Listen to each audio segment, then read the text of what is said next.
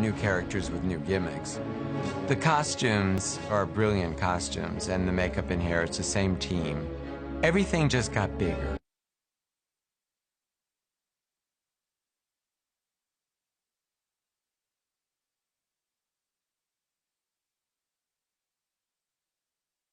We'd taken a giant leap from the Michael Keaton film and then had built on that from the Val film to the George Clooney film.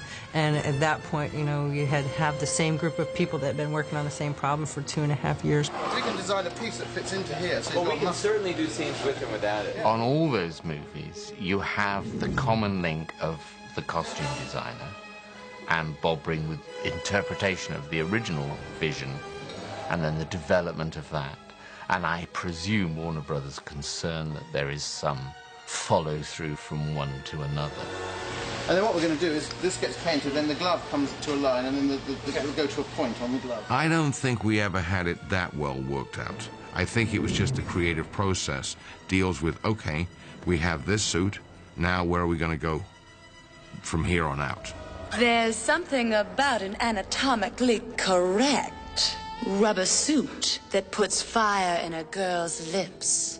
They wanted to basically have it feel human in a way and yet very sort of animal in a way, if that makes any sense to you. And it was trying to come up with that sort of combination that just worked. And I think Joel loved the idea of having nipples on it, as I recall back now. Joel Schumacher is the man who put the nipples on the bat suit. That's what Joel Schumacher did. And it amazes me that that could have offended as many people as apparently it did. Bob really wanted the blue-black suit on that movie. And in the beginning, we loved the blue-black because it was more like the comic where you would get the blue highlight on the black. But then we found out later that it didn't hide as many sins as the all-black suits did. You know, if they got a scratch or a cut in it, it showed. The cape attachment was a different thing. The original one, it came from here, and this one we had some machine parts milled so that the cape actually came from one place and rotated. So we hired a guy from aerospace industry to mill the pieces for us so that we could have this really sleek closure on the cape.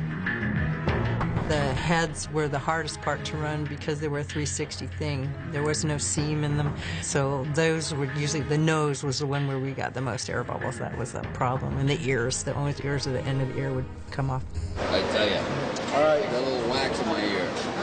All the guys complain about their costumes, all right? That they're heavy, they're hot, and they are. They weigh over 50 pounds, and they're brutal to wear. The actors get extremely hot, even though keeping a little air conditioner on him all the time when he's off camera, so it cools down the outside of the suit, so he's not running in water. The bat suit's a little trickier. The problem is everything covers your ears are completely blocked, and your eyesight is like that, and everything is up underneath your throat, and everything is about 2 sizes too small, you know. You're just clamped in. You can really only stay in for about 15 minutes before, if you're doing anything physical, before you have to get out. Whee! I'm Batman! You can't put your hands in your pockets, you know. Great actors' tools like cigarettes and things, Batman doesn't get them, you know. So you don't have anything to do with your hands, so you gotta just stand there like that.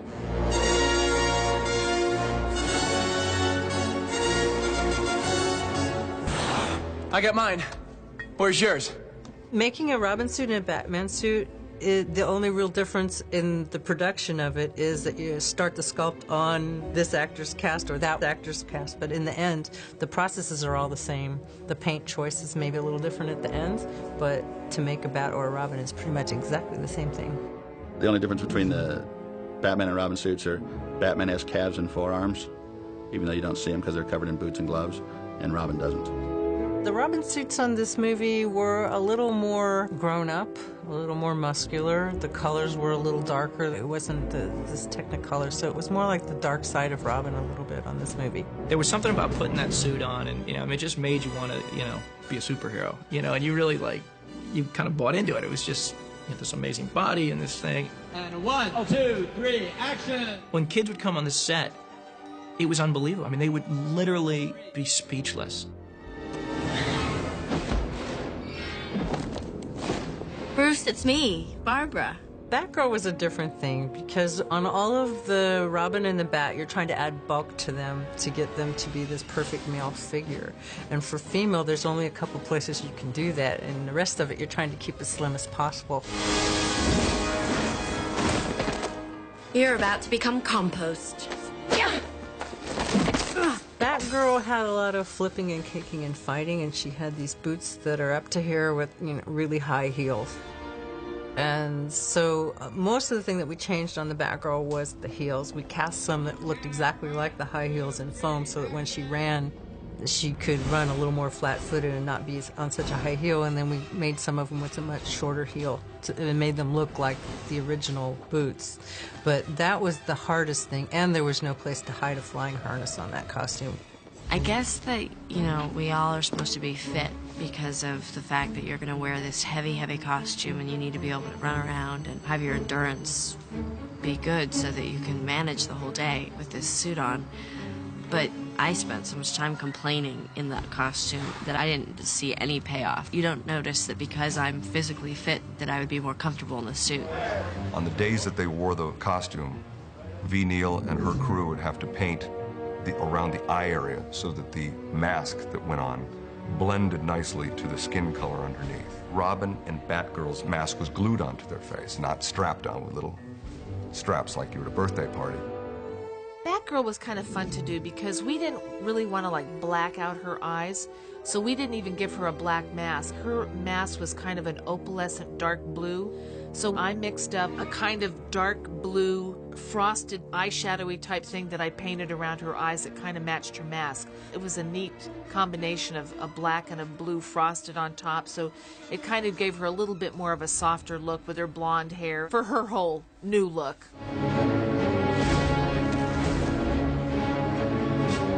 No sign of the snowman. Maybe he melted. When they morph into another suit, we only had about 3 weeks to produce those suits at the end of the movie. So we went back and took some of the ones from the movie before and cast the silver pieces onto those suits and then glued them on. You right?